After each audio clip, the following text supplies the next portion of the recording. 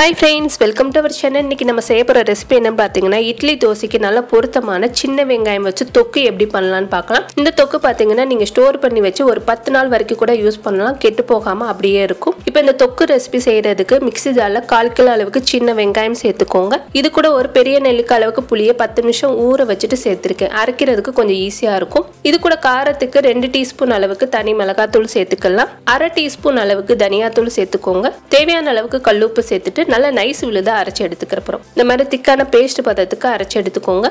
அடுத்து தாளிக்கிறதுக்கு கடாய் ஹீட் பண்ணிட்டு 50 ல இருந்து 75 ml அளவுக்கு நல்லெண்ணெய் சேர்த்துக்கோங்க. இந்த ரெசிபிக்கு நல்லெண்ணெய் கொஞ்சம் கூட இருக்கணும்.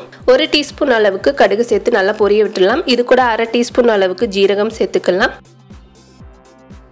1 டேபிள் ஸ்பூன் அளவுக்கு உளுந்தம்பருப்பு, கொஞ்சமா கருவேப்பிலை, ஒரு 2 கொத்து கருவேப்பிலை சேர்த்திருக்கேன். இது கூட 1/2 டீஸ்பூன் அளவுக்கு பெருங்காயத்தூள்.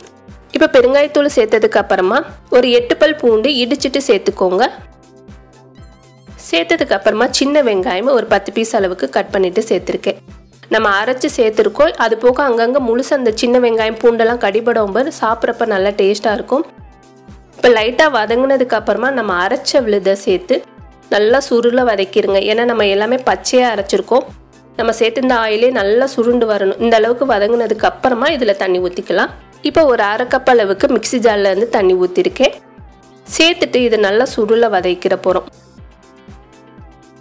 இப்போ இதை மூடி போட்டு லோ ஃப்ளேமில் வச்சு நல்லா சுருள வதக்கிடுங்க. தண்ணி எதுவுமே சுத்தமாக இருக்கக்கூடாது. நம்ம சேர்த்து இந்த எண்ணெய் மட்டும்தான் இருக்கணும். அப்போ தான் நம்ம 10 நாள் வரைக்கும் ஸ்டோர் பண்ணி வச்சாலும் கெட்டு போகாமல் அப்படியே இருக்கும். இந்த தொக்கை நீங்களும் கண்டிப்பாக ட்ரை பண்ணி பாருங்கள். இந்த வீடியோ உங்களுக்கு பிடிச்சிருந்துச்சுன்னா லைக் பண்ணுங்கள், ஷேர் பண்ணுங்கள். மறக்காமல் நம்மளோட சேனலுக்கு சப்ஸ்கிரைப் பண்ணுங்கள். தேங்க்யூ.